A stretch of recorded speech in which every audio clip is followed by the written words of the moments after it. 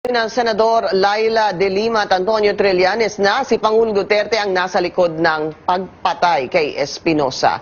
Malinaw niyan ito sa pahayag ng Pangulo kahapon na nagsabing hindi niya pababayaan ng mga pulis dahil siya ang nag-utos sa mga ito. Sinabi ni De Lima na ang pahayag ng Pangulo ang siyang magsasara sa investigasyon ng Senado sa pagpatay kay Espinosa. Naniniwala naman si Senador Trillanes na maaari itong gamiting ebidensya laban sa Pangulo. Hindi totoo yung rumors na kumakalat na yan sa text at saka social media na nagpaplano raw kami ng coup at kung anong nasa likod daw kami ng kung anong mga terrorist activities. Hindi po totoo yan. Hindi namin kailangan gawin yan. Hindi namin ginawa yan ever. And I maintain my position na hindi na kailangan magkudita rito kay President Duterte dahil nagsasarili naman siya. So sariling what's Ang mga nasa likod nitong mga kumakalat na to, yung mga Duterte trolls, ano?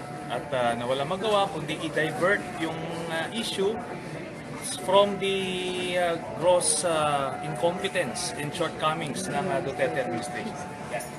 Sir, si President, sabi po na ipapayagan ako ng mga police na involved dun sa killing of the Yung statement niya na yan ang nagpapatunay na siya ang mastermind sa pagpatay ni Mayor Espinosa. Kasi konektado, no? Siya yung tumawag, yung pagpa-reinstate, tapos at ito nga, ina-arbor niya to make sure na yung mga taong inutusan nila ay hindi makulong. At maganda yung statement yan kasi that's going to be used as evidence against him. For what, sir? Precisely, no? Based on the investigation ng NBI, maliwanag na ano ito, rub out ito. Pero ito yung presidente na ina-arbor niya at gumagawa siya ng sarili niya storya. So, in effect, siya ang nag-obstruct sa administration of justice. Pero sir, kung wala naman siyang actual na ginagawa to stop the filing, I mean, I think napaila nga yata yung charges against Marcos and the others involved. Ibig sabihin, ay binobola lang niya yung mga pulis na napahamak at nilalaglag niya. At at some point, makukulong yung mga yan. Kasi they committed murder, whether within this administration sila makukulong or the next, definitely makukulong sila. So hindi ba pressure sa NBI yun? Parinig na sa NBI? Yun na nga ang implication niyan na parang sinyalis na ito sa NBI na baguhin nila yung kanilang investigasyon, pero luckily nauna na lumabas yung investigation ng NBI bago pa itong statements ni President Duterte. Sir, you mentioned na yung statement niya could be used for evidence. Evidence for what, sir? Eventually, conspiracy to commit murder. So, pagka civilian na siya, ano yan, kasi ang prescription ng murder is 20 years. So, yan sa statement niya na yan, nadawit at nadawit siya. Sir, yung sa EJK report lang, sir, kasama daw sa recommendation or kasaad doon yung very bad behavior ninyo ni Senator Duterte? Okay, alam nyo itong si Senator Gordon, pinakita lang niya na isa siyang Duterte collaborator na ang tanging layunin ay pagtakpan yung mga pinaggagawa ng kanyang political master. Kita nung mga kababayan natin, ang daming ebidensyang present, may video pa akong present, yung nangyari sa Cavite, meron itong mga CHR witnesses na hindi man lang itinanong o sinalang. Pero sinara niya kaagad yung hearings at nagbigay siya ng ganitong conclusion na walang kinalaman si President Duterte. So, paano na ngayon yung 6,000 mga namatay the past 5.5 months? Sino may kagagawa na? Wala pa bang nakukulit na impeachable offenses ng Presidente? Titignan natin. I'm not going there yet. But definitely maraming anomalyang nangyayari ngayon sa ating bansa. What do you Nakakuha na kayo ng copy nung committee report? Were you given? Nakapag-given pa kayo? Ito ang basis ng aking statements are yung statements ni Senator Gordon regarding sa draft committee report niya. Kasi wala pa namang pumipirma na majority. So technically, it's just a piece of paper na walang value. So until ma-adopt yan ng majority of the members, doon lang magkakaroon ng value yan. Ngayon, gusto kong naipunto rin yung sinabi niyang magre-recommend siya ng file ng murder case kay Matubato dahil doon sa statement niya. So, on one hand, naniniwala siya doon sa sinabi ni Matubato na siya nag-abduct kay Sally Macdum, pero on the other, kakasuhan daw niya ng perjury kasi nagsisinungaling daw. In reference to yung allegation ni Matubato na si President Duterte ang nasa likod ng Davao Death Squad nung siya pa ay mayor ng Davao City. So makikita niyo yung twisted logic ni Senator Gordon na alam niyo, come to think of it, ganyan na naging trabaho niya nung panahon ni GMA. Si Senator Gordon din yung tagalinis. Ano? So ngayon, consistent siya sa kanyang advokasya na tagalinis ng kanyang mga political masters. Sir, kung arbor rin ng Pangulo yung mga involved sa pagpatay kay Mayor Espinosa, pwede ba yung impeachment offense?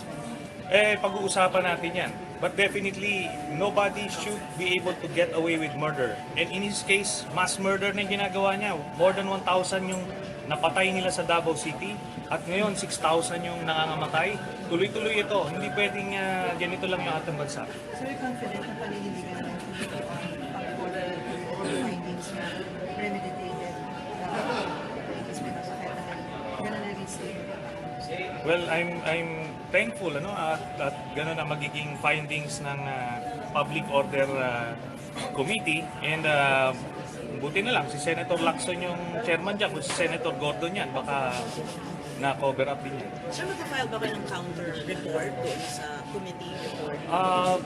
Hindi kailangan kasi hindi pa nga na-adapt Antayin natin yun. Pero may copy na kayo, sir? Wala pa rin? Wala. Nauna nga siya Sinabi niya muna kung ano yung nilalaman bago pa makita yung hard copy man lang. Okay. Okay.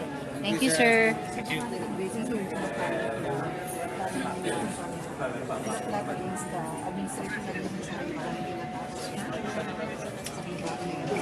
Hindi. Ano yan?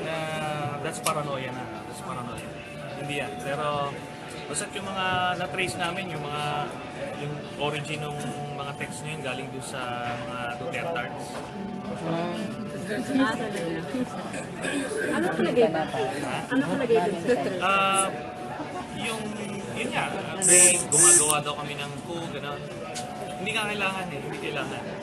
So, hindi kayong behind dun sa explosive device? Hindi, di ba may nahuli ng mga suspects? So, Sir, ano yung nagsasariling coup? Nagsasarili sila ng coup? Ano? kasi self-destruct. Self-destruct. Iba kasi dating sa amin. Ay, baba, medyo, pwede. Grabe siya, oh. Grabe siya, oh. Okay. Hindi totoo yung rumors na kumakalat na yan sa text at saka social media. Na nagpaplano raw kami ng coup at kung anong nasa likod daw kami ng kung anong mga terrorist activities. Hindi po totoo yan. Hindi namin kailangan gawin yan. Hindi namin ginawa yan ever. And I maintain my position na hindi na kailangan magkutita rito kay President Duterte dahil nagsasarili naman siya. So, sariling what, sir? Ang mga nasa likod nitong mga kumakalat na to, yung mga Dutertard trolls, at na wala magawa kundi i-divert yung issue from the gross incompetence and shortcomings ng Duterte administration. Yeah. Sir, si President, sabi po hindi niya papayagan ako ng mga police na involved dun sa killing of Mayor Espinosa. Yung statement niya na yan ang nagpapatunay na siya ang mastermind sa pagpatay ni Mayor Espinosa. Kasi konektado, siya yung tumawag ng pagpa-reinstate, tapos at ito nga, ina-arbor niya to make sure na yung mga taong inutusan nila ay hindi makulong. At maganda yung statement yan kasi that's going to be used as evidence against him. For what, sir? Precisely, based on the investigation ng NBI, maliwanag na ito, rub out ito. Pero ito yung presidente na ina-arbor niya at gumagawa siya ng sarili niya storya. So In effect, siya ang nag-obstruct sa administration of justice. Pero sir, kung wala naman siyang actual na ginagawa to stop the filing, I mean, I think napaila nga yata yung charges against Marcos and the others involved. Ibig sabihin ay binobola lang niya yung mga pulis na napahamak at nilalaglag niya. At at some point, makukulong yung mga yan kasi they committed murder. Whether within this administration sila makukulong or the next, definitely makukulong sila. So hindi ba pressure sa NBI yun? Parinig na sa NBI? Yun na nga ang implication niyan na parang sinyalis na ito sa NBI na baguhin nila yung kanilang investigasyon, pero luckily nauna na lumabas yung investigation ng NBI bago pa itong statements ni President Duterte. Sir, you mentioned na yung statement yun could be used for evidence. Evidence for what, sir? Eventually, conspiracy to commit murder. So, pagka civilian na siya, ano yan, kasi ang prescription ng murder is 20 years. So, yan sa statement niya na yan, nadawit at nadawit siya. Sir, yung sa EJK report lang, sir, kasama daw sa recommendation or kasaad doon yung very bad behavior ninyo ni Senator Duterte? Okay, alam nyo itong si Senator Gordon, pinakita lang niya na isa siyang Duterte collaborator na ang tanging layunin ay pagtakpan yung mga pinaggagawa ng kanyang political master. Kita nung mga kababayan natin, ang daming ebidensyang present, may video pa akong present, yung nangyari sa Cavite, meron itong mga CHR witnesses na hindi man lang itinanong o sinalang. Pero sinara niya kaagad yung hearings at nagbigay siya ng ganitong conclusion na walang kinalaman si President Duterte. So, paano na ngayon yung 6,000 mga namatay the past 5.5 months? Sino may kagagawa na? Wala pa bang nakukumit na impeachable offenses ng Presidente? Titignan natin. I'm not going there yet. But definitely maraming anomalyang nangyayari ngayon sa ating bansa. What do you Nakakuha na kayo ng copy nung committee report? Were you given? Nakapag-give na kayo?